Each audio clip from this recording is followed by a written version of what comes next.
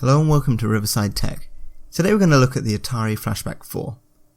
Now this is a take on the old Atari systems from back in the 70s and 80s, and it all comes in one box and has many different games on it. It's quite interesting to see kind of how far technology has come since something like this was released. Now in the box you get the system itself, a port adapter, and also two wireless joysticks. The box has a fairly nice design, and the joysticks are pretty much replicas of the old versions when you put them side by side, although they are wireless, which is a new feature. Overall, the build quality of the console and the joysticks is passable, but definitely not the best build quality, but you're not paying ridiculous sums of money. And the build quality wasn't that great originally anyway. Now, with the Atari Flashback 4, you get 75 games. These were games similar to the ones that were originally played on the old Atari, taking many people back to their childhoods with some of their favourite games. Although I have read that some of the games are not the true originals, and there's also a lack of games that are licensed, so they couldn't use them in this, so it's kind of basics, but they're classics, and they're fairly good.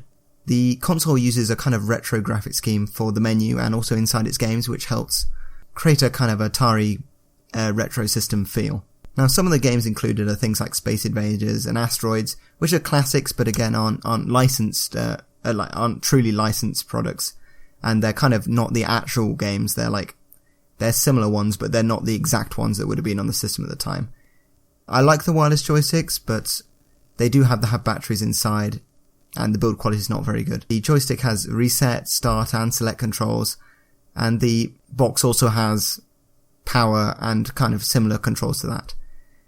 The Atari Flashback 4 plugs into a wall and has 3 component connectors or a SCART adapter to display it on the TV. Now this is probably my most annoying thing with this Atari system, is that it's quite difficult to actually attach it to your TV nowadays with a SCART connector or a 3-component connector. And I would have much rather if they'd bothered putting a HDMI cable or something on it, which would work much better with TVs, modern TVs, and you wouldn't have to find a adapter for it, which is quite irritating, can take quite a while. So overall, having multiple retro games in a nice retro looking console, which could be similar to one you had when you were younger, it's definitely good, especially because you don't have to replace cartridges and you can just access the game straight away. It's a cool and fairly easy way to play your old games, which definitely aren't modern titles by any stretch, but they're still great fun. I'd like to thank you for watching Riverside Tech, and like and subscribe and stay tuned for our next video. Thank you.